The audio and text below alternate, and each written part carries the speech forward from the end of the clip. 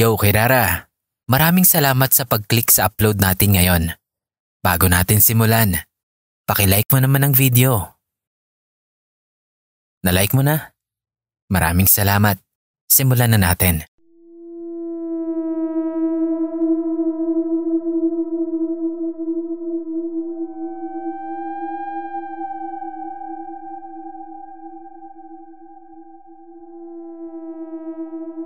Hello, good evening po.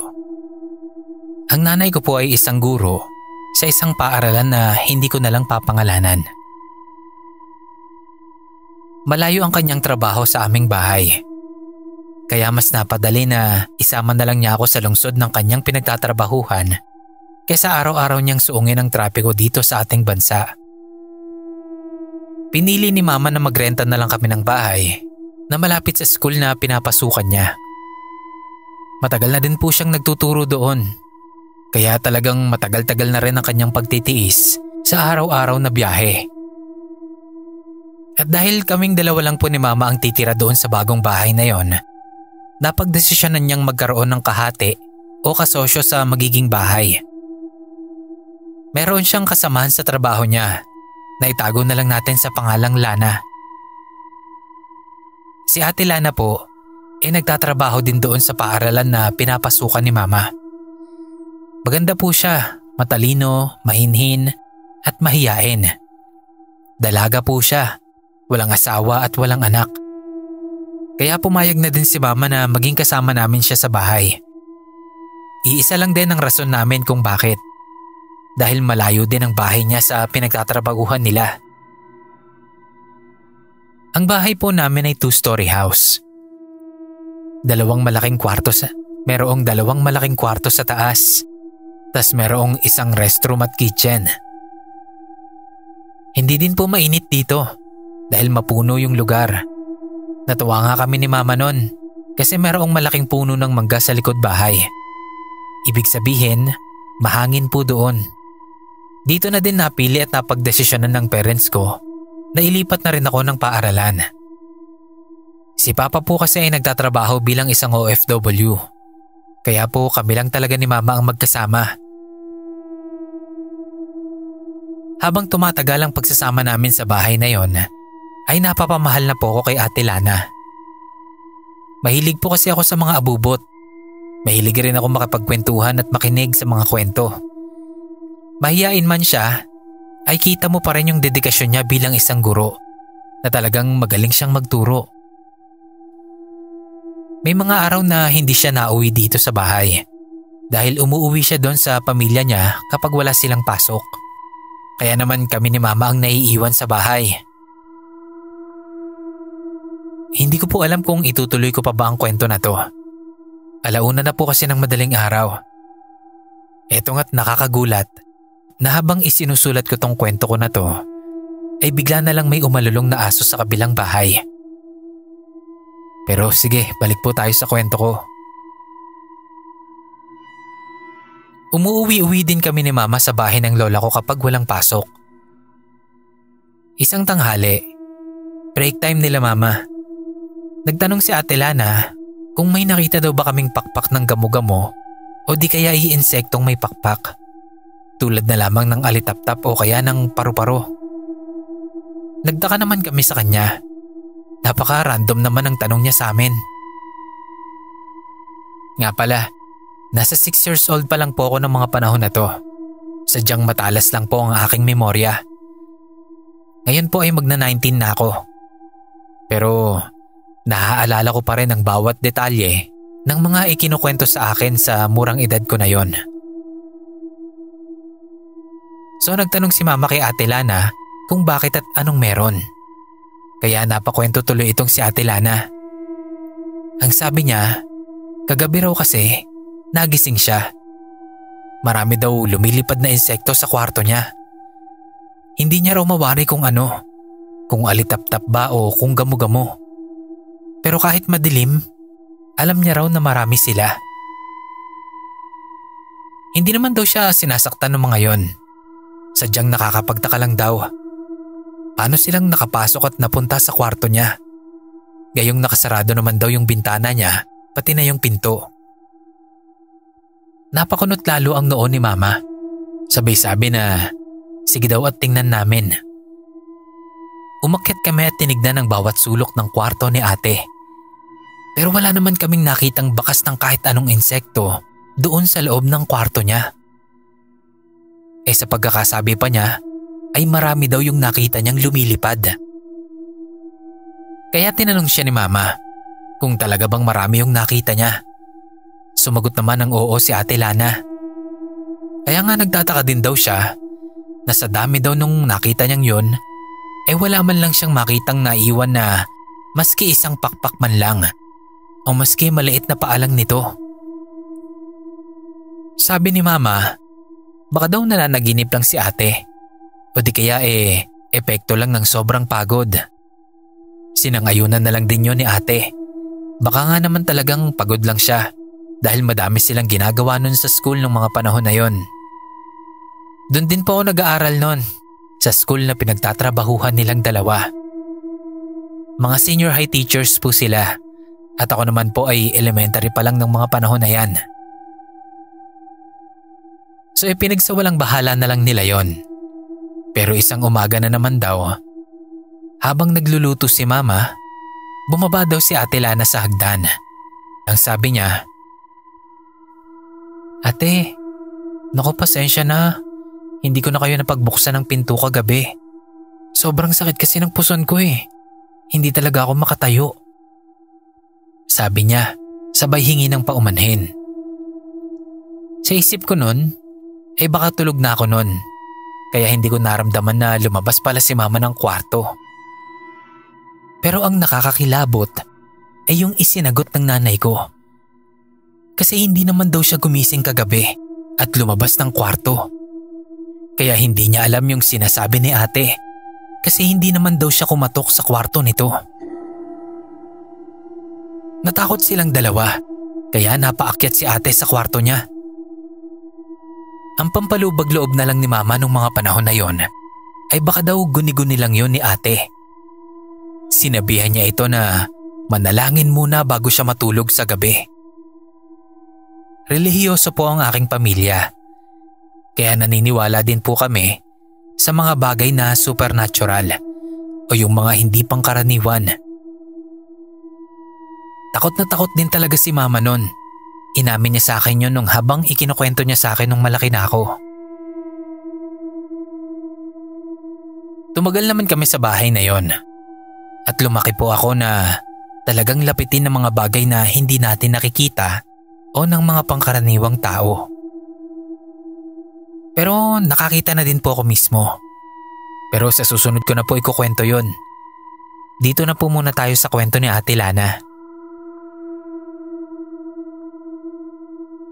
Nung makaalis na kami sa bahay na yon, ay saka ko palang nalaman kay Mama na paramdamin daw talaga si Ate Lana. Marami na daw itong na-experience na mga ganong bagay. Kaya bukas din ang isip niya sa mga bagay na hindi maipaliwanag ng siyensya. Ang mas ikinagulat ko pa ay yung katotohanan na meron pala siyang kakambal. At talagang kinilabutan ako habang ikinukwento yun sa akin ni Mama. Ang kwento ni Ate Lana kay Mama ay namayapa na raw yung kakambal niya. Sasabi-sabing kinuha daw ito ng mga nilalang na hindi natin nakikita.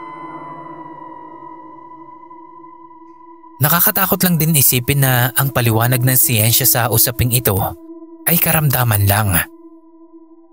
Ngunit ang sabi ng albularyo ay engkanto raw ang kumuha sa kakambal ni ate. Nagsuggest pa nga daw yung albularyo nun na itapon sa bintana ang bangkay ng kakambal ni ate at makikita nila na katawan na lang iyon ng puno at hindi na yun yung kakambal niya. Ngunit sinong magulang naman daw ang gagawa nun sa anak nilang minamahal? Nagkaroon pa nga daw ng panahon na naisip ni Mama na baka daw paminsan-minsan ay hindi na si Ate Lana yung nakakasalamuha namin, kundi ang kakambal niya na. Nung bata kasi ako, nakwento niya rin sa amin yung isipin na yan. Takot na takot ako noon kapag pumapasok ako sa kwarto niya. Lalo't kapag kinukwentuhan niya ako ng mga nakakatakot. Minsan naiisip ko pa noon at nakakwento ko kay mama na baka yung mga katok at mga insekto sa kwarto niya ay mga paramdam ng kakambal niya. Baka binabantayan at dinadalaw lang siya nito. Kaya nga hindi rin ako hinahayaan ni mama na pumasok sa kwarto ni ate. O di kaya naman, kahit yung tumingin sa puno ng mangga sa likod bahay na yon. Nilagnat kasi ako noon nung bago pa lang kami doon at nagtututuro ako. Ang sabi ng manggagamot, nabati daw ako. Nakakatakot pero nakakalungkot din isipin yung pangyayaring yon sa kakambal ni ate. May mga pagkakataon din na natatakot si mama para sa akin dahil alam niyang nakakakita at nakakaramdam din ako. At saka batiin din kasi ako. Nakakatakot lang isipin pero ni minsan naman kapag kasama namin si ate ay walang nangyaring masama sa amin. Mabait si ate, walang katulad. Malaki din ang tiwala ni mama sa kanya. At dahil malakas ang loob ni mama, hindi siya nagpatalo sa kanyang iniisip at mas nagtiwala siya sa kanyang kaibigan at sa pananalig sa ama. Iyon lamang po ang kwento ko, Boss Kira. Unang kwento ko po ito na naibahagi. Kaya gusto ko lang din po sanang magpasalamat sa pagkakataon na makapagbahagi ng aking experience.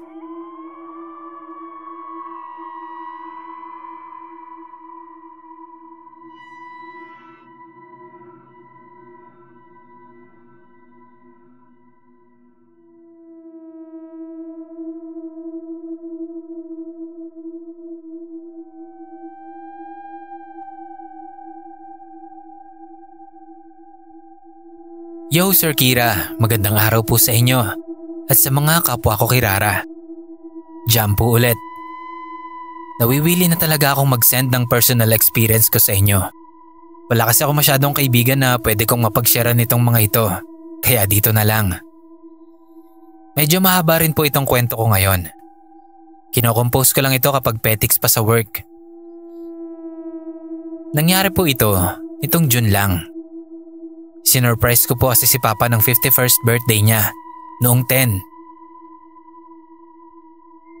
Nag-leave po ako sa trabaho ng 4 days at bumiyahe sa Cavite para makapagpahinga at makasama na rin ang Papa kasama ng pangalawa niyang pamilya.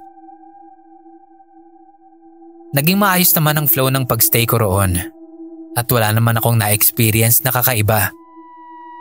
Not until nung bumiyahe na ako pabalik ng Montalban. Actually, June 12 pa lang ng gabi ay pinag-iisipan ko na kung babiyahe ba ako kinabukasan since hindi ko nga na-check na Friday the 13th pala yon. Hindi ko pa ngayon malalaman kung wala lang akong nakitang post sa Facebook tungkol sa Friday the 13th kinaumagahan. Kaso ayun nga, 4 days lang ang paalam ko at hindi na ako pwedeng mag-extend. Looban at subdivision po kasi yung bahay nila Papa. Ganun naman po dito sa Cavite. Halos subdivision lahat. Kinaumagahan, maagang pumasok sa trabaho si Papa at si Tita na asawa niya. Nagbilin lang sila na gisingin ko yung isa kong stepbrother para kapag aalis na ako, ilalak nila yung gate. Mga 9:40 AM na akong nakalabas ng bahay. Nag-text din ako sa kanila na paalis na ako. Hindi naman sila agad nakapag-reply. Bale, naglakad na ako mula sa bahay hanggang sa labasan ng Justinville para makapag-book ng angkas hanggang MRT3, Taft Avenue Station.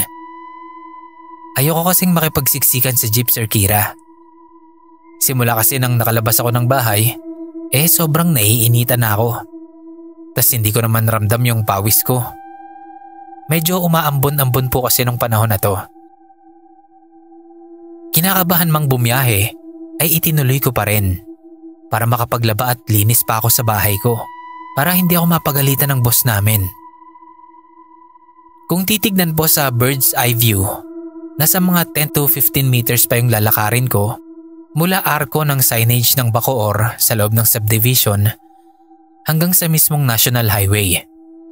Gawing pakanan po yung National Highway. Tapos doon makikita yung arko ng Justinville.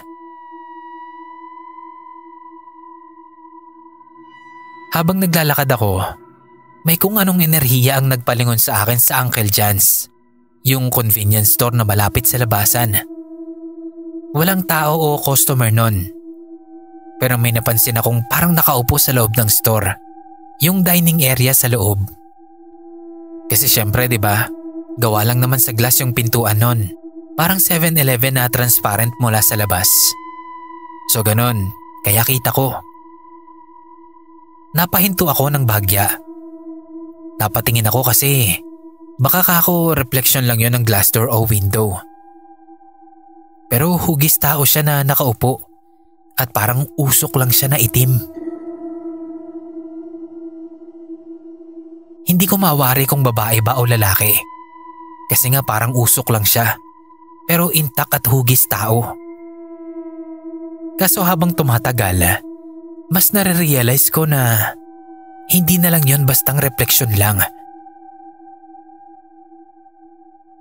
Nawala lang yung pagkakatitig ko doon nung sinigawan ako ng isang tricycle driver sa labasan. Neng! Neng, saan ka? Lumingon ako kay kuya. Sabay-sabi ng, "Ay, hindi po, may rider po ako kuya. Papasay po ako eh." Tapos ibinalik ko ulit yung tingin ko sa loob ng convenience store. Nanlaki yung mga mata ko nun, Sir Kira, kasi yung figure na nakita ko sa loob, nawala na.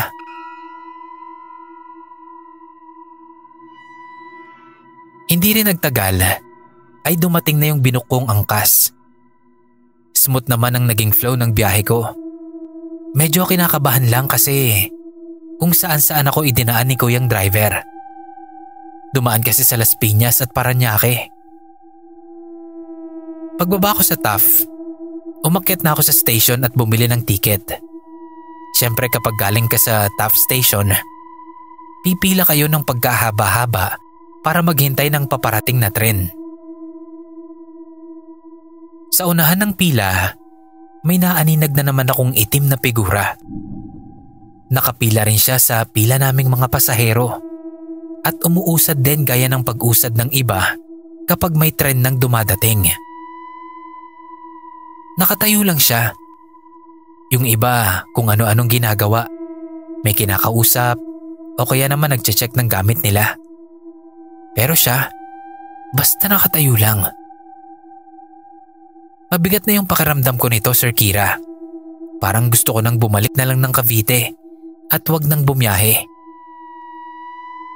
Nawala lang siya sa paningin ko nung may dumating na ulit na tren at saktong batch ko na yung sasakay. Nilinga-linga ko pa kung saan siya banda sumakay pero hindi ko na nakita. Sir Kira, isa po ako sa mga pasaherong gustong-gustong sumasakay sa pinakadulong tren. Kung ikukumpara kasi sa gitna at unahan, mas kokonti yung sumasakay sa dulo. Kaya nga po nang sabi ko kanina, ayaw kong nakikipagsiksikan. Although given na yon since commuter ako. Pero hanggat may paraan ako para di magtiis sa crowded at siksikan, ay gagawin ko talaga. Nakaupo din naman ako ng maayos sa loob ng tren. Nung naging komportable na ako, isinalpa ko na yung earphone ko na ZSN Pro X na hindi na napalitan. Sobrang solid kasi nito para sa bass ng mga kanta. Dati po kasi ako nagbabanda at ang hawak ko ay bass guitar. So nagpa-music lang ako ng alternative at metal songs. Weird pero nakahiligan ko ng makinig ng mabibigat na tunog simula nang nag-high school ako. Nawala na sa isip ko yung mga nakita kong entity kanina. Kumbaga, safe and sound na kasi komportable na ako sa loob. Tapos ang music na playing ay Curse of the Virgin Canvas by Alesana. Kulang na lang mag-headbang ako sa loob. Kaso natigilan ako sa pag-e-enjoy sa music nung may mahagip ako sa peripheral vision ko. may nakita na naman akong itim na figura sa unahang upuan. May mga katabi rin siyang nagsiselfone, pero parang nakasiksik siya sa dulo. Maitim pero mahabang buhok na sa tingin ko ay babae. Napaisip tuloy ako sa sarili ko kung sinusundan ba nila ako o sadyang nagkalat lang sila nung araw na yon. May part sa akin na natatakot na ako at nangangamba na baka may mangyaring hindi maganda habang nasa biyahe ako. Pero salamat sa Diyos dahil nakauwi akong ligtas nung araw na yon.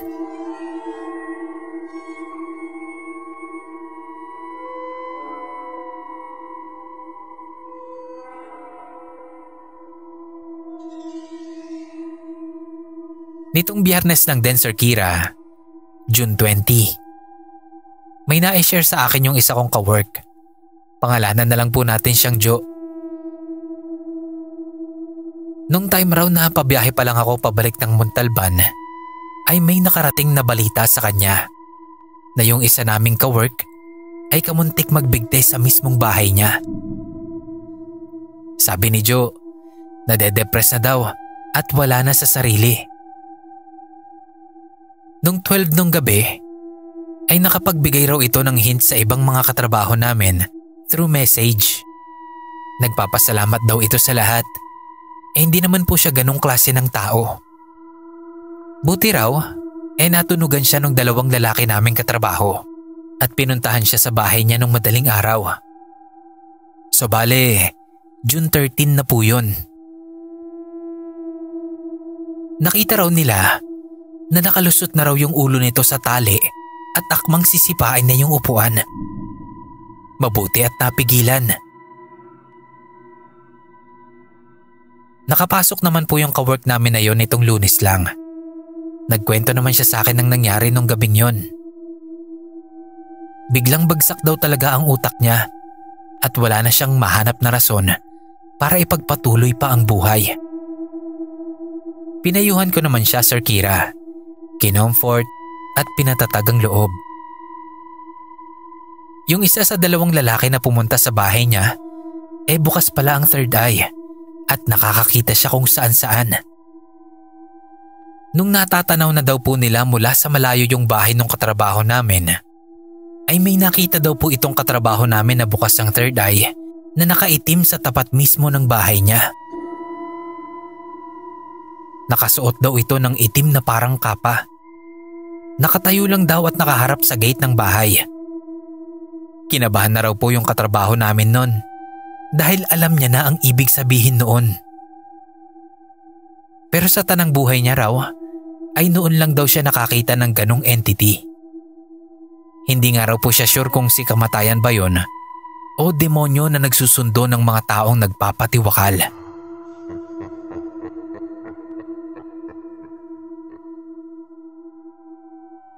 Pagkatapos niya daw po yung ikwento, ay binalaan daw po siya.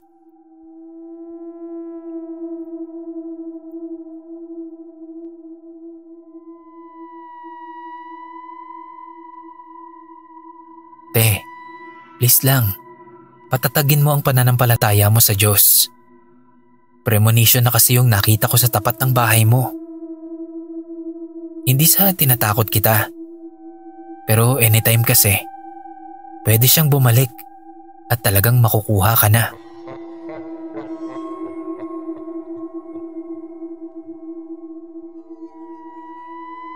Iyak daw po siya ng iyak nun.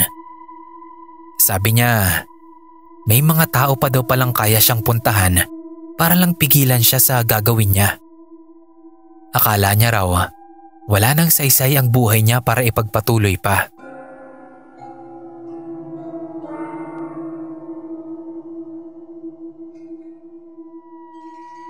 Sir Kira, dati ay hindi ako naniniwala sa mga sabi-sabi tungkol sa Friday the 13th o yung mga pamahiin na wag daw makikipagkwentuhan tungkol sa mga entity na hindi natin nakikita tuwing araw ng Biyernes.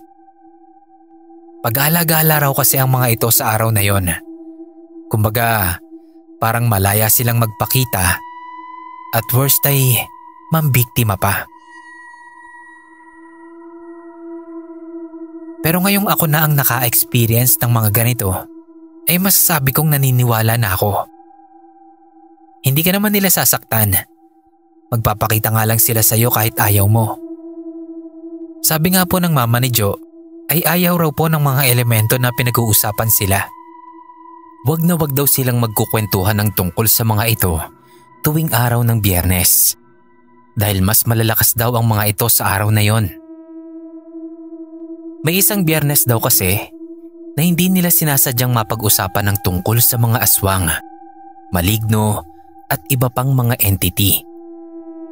Tapos bigla raw silang nakarinig ng tunog ng nahulog na bagay. Sobrang lakas daw nun, kaya ang ibig sabihin ay malapit lang ito. Pag-check nila ng mga gamit nila sa bahay, wala naman daw nalaglag. Hanggang sa kusina, maayos naman daw yung mga gamit nila. Naisip na lang daw ng mama niya na isa yung babala. Isang pag-question na bakit nyo kami pinag-uusapan. Hayaan nyo lang kami at huwag nyo kaming pag-usapan at pakialaman.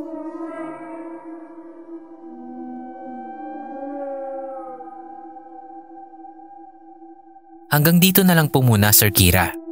Salamat po pala sa pag-feature ng dalawa kong story. God bless po sa ating lahat.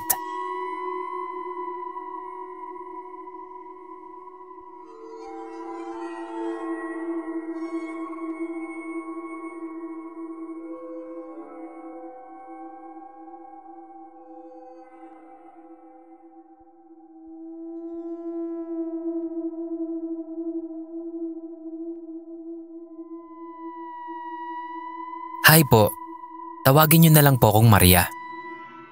Palagi po akong nakikinig ng stories niyo every time na nagwo-work ako. Gusto ko lang po sanang mag-share din ng story ko. Pakiayos na lang din po sana. Hindi po kasi ako ganun kagaling magkwento. Not sure din if nakakatakot talaga siya. Pero naka-experience na po ba kayo ng sleep paralysis or bangungot? Kasi yun po yung na-experience ko. Mga year 2023 po ata. Sa kwarto ko po, sa may uluhan ng higaan ko, ay meron pong floating shelves. Patungan ko po yun ng mga gamit-gamit. Nung araw na yon, panggabi po ang shift ko sa work. So hindi ko alam kung dahil lang po ba sa puyat yon kaya ganon. Pero anyway, ganito po yung nangyari. Natutulog na ako nun. Sa kalagitnaan ng tulog ko, parang bigla akong naalimpungatan. Naidilat ko yung mga mata ko. Tapos, bigla akong may nakitang itim na entity na para siyang nakasuot ng pangmadre na kulay black. Para siyang si Valak ng Danan. Ganun po yung suot niya. Tapos nakaupo siya doon sa may floating shelves sa may uluhan ko. Babalik pa sana ako ng bangon. Ang kaso, hindi ako makagalaw. Habang pinipilit ko pong gumalaw, unti-unti pong yumuyuko yung itim na madre at dahan-dahan niyang inilalapit yung mukha niya sa mukha ko. Alam niyo po yung parang Spider-Man kiss? Ganun po yung pwesto ng ulo niya. Tapos ngumiti po siya sa akin. Sobrang takot na takot ako nito. Tapos napasabi na lang ako ng "In Jesus' name." Tapos ayun, thankfully, naggalaw ko na yung kamay ko. Hanggang sa tuluyan na akong nagising. Agad akong bumalikwas ng bangon. Naisip ko agad yung itim na entity sa may ulunan ko. Pagtingin ko doon, wala na siya.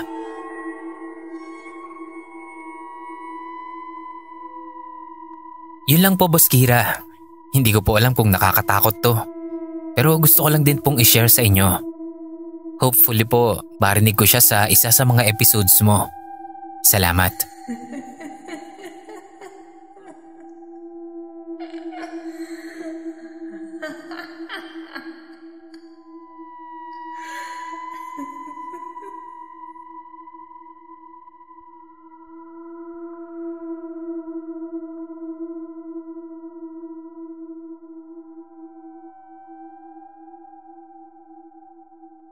Hi Sir Kira, tawagin mo na lang akong Marine Colic.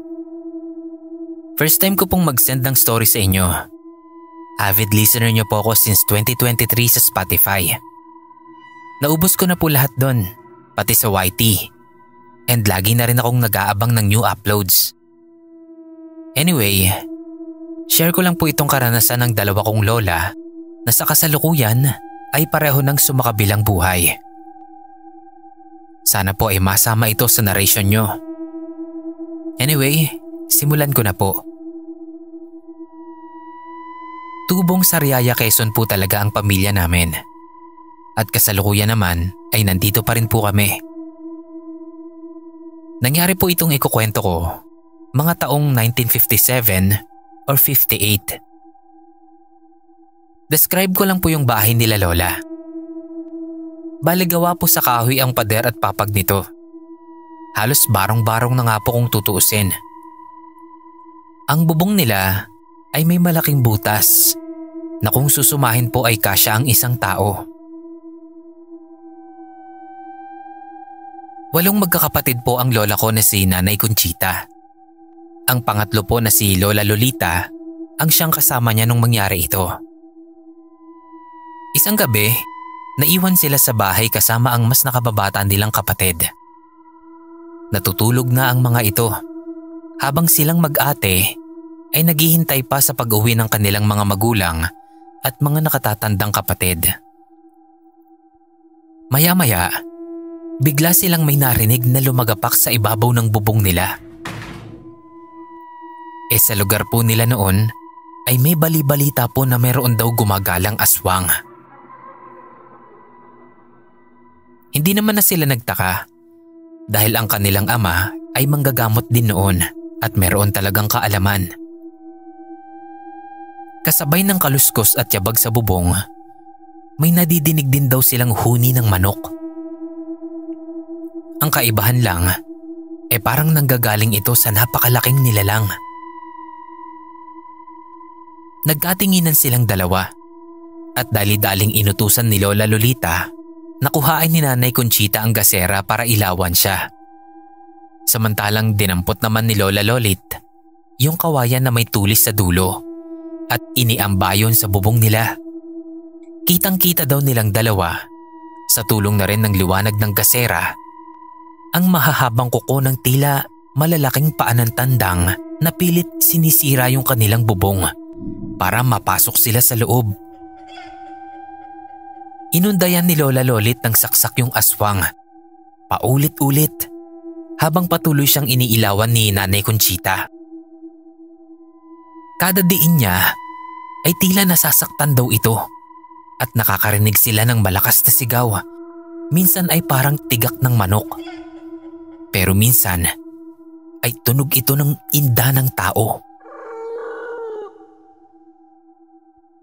Nang tila napuruhan ni Lola Lolit ito, ay kitang-kita ni Nanay Conchita kung paanong nahila ng aswang ang kawayan na hawak ng kanyang ate at kung papaanong naiangat siya nito sa sahig na halos singtaas ng lata ng tinapay. Nilabanan pa rin ni Lola Lolit ito at mas diniinan pa niya yung pagtusok para matuluyan siyang bitawan ng aswang. Pagkahugot ng kawayan ay mabilis na raw itong nawala.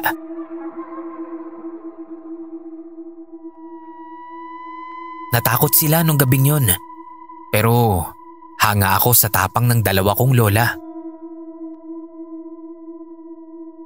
Napag-alaman nila kinabukasan na may nakakita daw sa pangyayaring iyon. Yung isang kapitbahay nila na galing sa inuman na nung mga oras na yon ay pauwi pa lang. Ayon sa kwento nito, ay may nakita nga daw siyang napakalaking tandang sa ibabaw ng bubong ng bahay nila lola. Pero mabuti na lang din daw at hindi na po ulit yun naulit sa kanila matapos ng gabing yon. Pasensya na po kung medyo maiksi. Marami pa po akong kwento na isisend pag nabasa nyo na po ito. Yun lamang po. Salamat.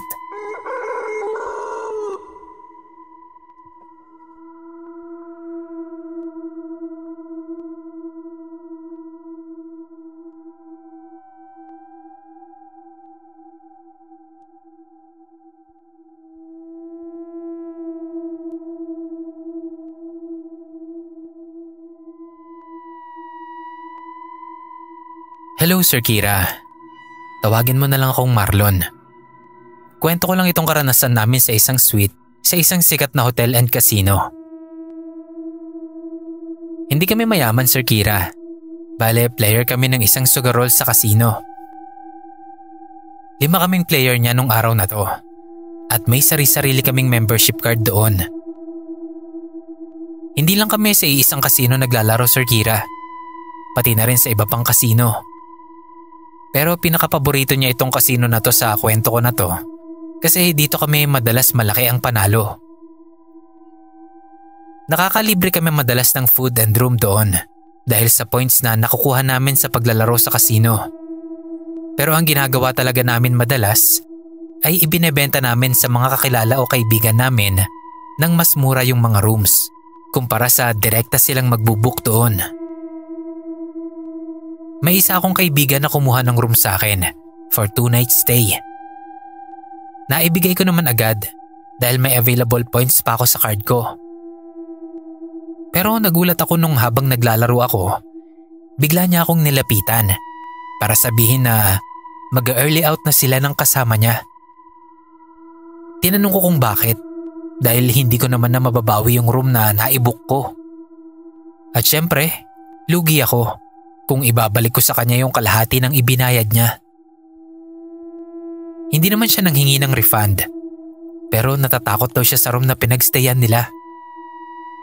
Ibinigay niya sa akin yung card, tapos nagpaalam na sila. Ako na lang daw ang gumamit ng room kung kailangan ko. Habang naglalaro ako, hindi nawala sa isip ko yung sinabi ng kaibigan ko. Natatakot daw siya. Pero hindi naman niya sinabi kung saan. Mukha din namang hindi sila nag-away ng boyfriend niya.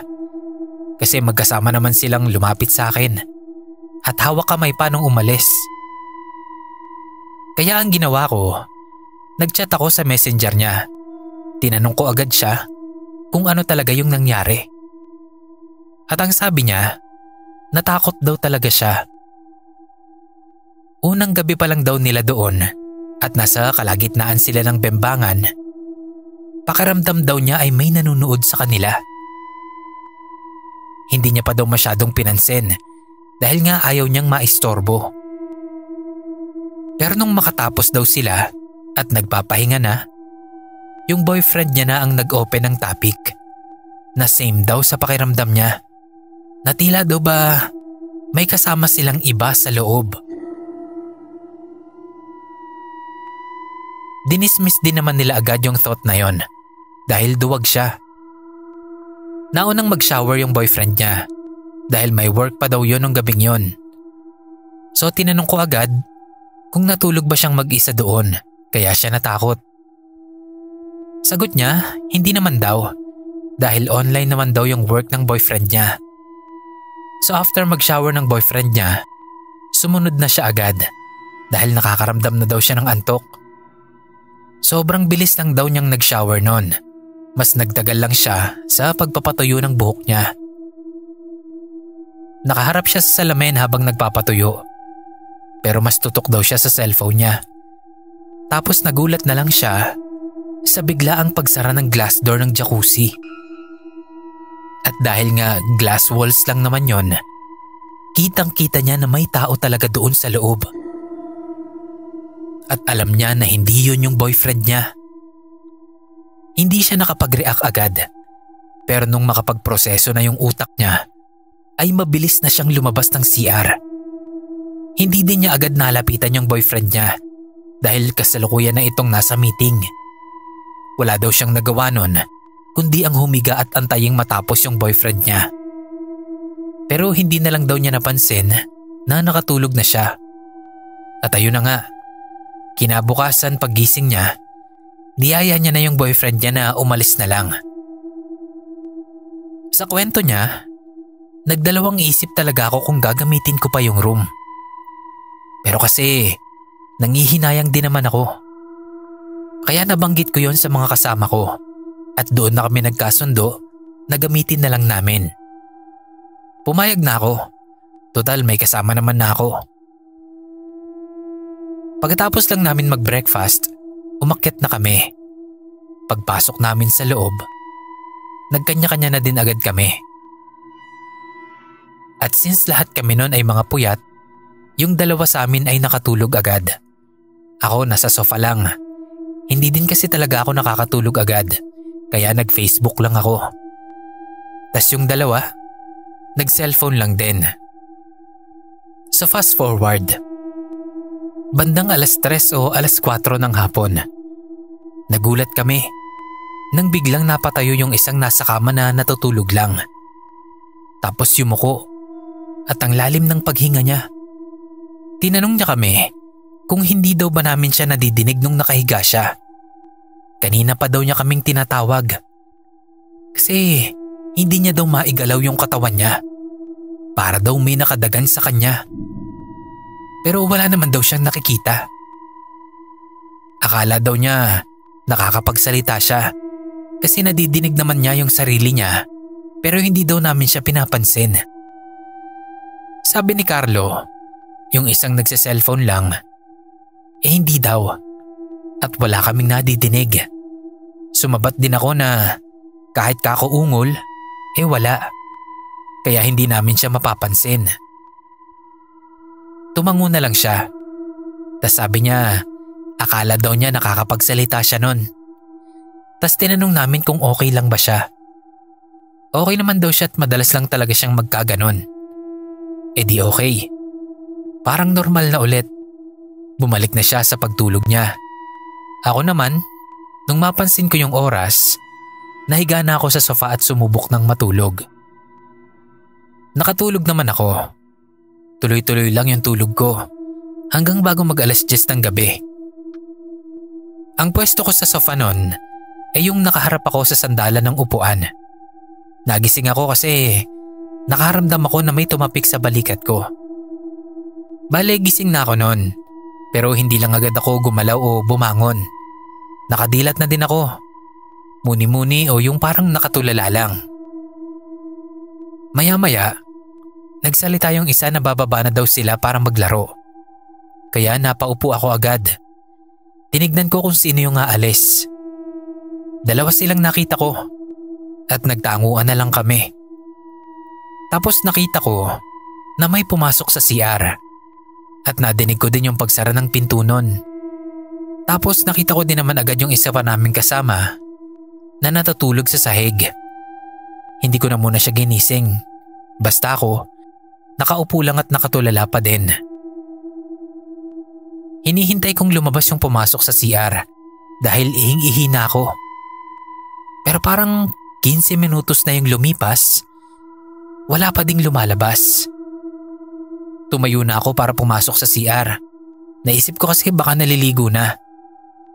Wala na akong pake nun kahit na makita ko siyang nakahubad doon kung sino man siya. Dahil ihing-ihi na talaga ako. Nasa labas pa lang ako ng pinto, sumigaw na ako para ipaalam na papasok ako dahil nga naiihi na ako. Pero bago pa ako makapasok, nagising na yung natutulog sa sahig. Tinatanong niya ako kung sino daw yung sinisigawan ko doon. Wala na yung tatlo naming kasama. Sabi ko, dalawa lang yung lumabas. Tas ang sabi niya, nauna na daw sa baba yung isa dahil nagugutom. Kaya dalawa na lang daw talaga kaming nandun. Naalala ko agad yung kwento ng kaibigan ko. Kaya mabilis akong lumapit sa kasama ko. Napamura pa ako. Sabi ko, nakita kong may pumasok sa loob ng CR Nakita ko talaga. Sigurado ako. Nadinig ko pa nga yung pagsara ng pinto. Nagkatinginan kami. Tas sabi ko, samahan niya ako sa loob dahil ihing-ihi na talaga ako.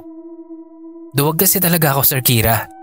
At mukhang naduwag din yung kasama ko dahil sa sinabi ko. Pero sinamahan pa din niya ako. Ako syempre ang nagbukas ng pinto dahil ako naman ang may kailangan sa loob. Pagbukas, nilibot ko agad ang paningin ko doon. Walang kahit ano o kahit na sino. Pumasok ako sa kung nasaan yung bowl. Hindi ko na isinara yung pinto nun. Umihi na ako. Pagkatapos ko sa ginawa ko, Nagtanungan kami kung maliligo ba kami. Mainit kasi sa loob ng casino, Sir Kira. Ay bale, malamig pala. Pero kapag kasi madami ng tao, mainit na. Lalo yung iba nagyoyosi pa. So ayun nga, nagsaglitan na lang kami ng shower at nagmadali na din kami para makababa na. Nung magkita-kita kami sa baba, tinanong nila kami kung may naramdaman daw ba kami sa kwarto. Tinanong ko muna kung bakit, syempre. Ang siste pala, yung kasama namin na nakaramdam na para daw dinadaganan siya, nung hindi siya makagalaw, ay nakakita siya ng babaeng nakaputi at mahaba ang buhok. Nakatayo malapit sa pinto ng CR. Tanong ko agad, bakit hindi niya sinabi sa amin para sabay-sabay kaming bumaba? Ang sabi niya, kung wala naman daw kasi kaming nakikita, mas okay na daw yun. Kasi hindi kami matatakot. Pero ang kaso nga, may nakita ko.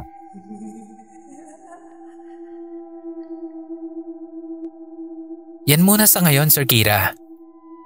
Marami pa akong kwentong katulad nito. Pero sa susunod ko na ikukwento kapag na-upload mo na to. Salamat, more power and God bless po.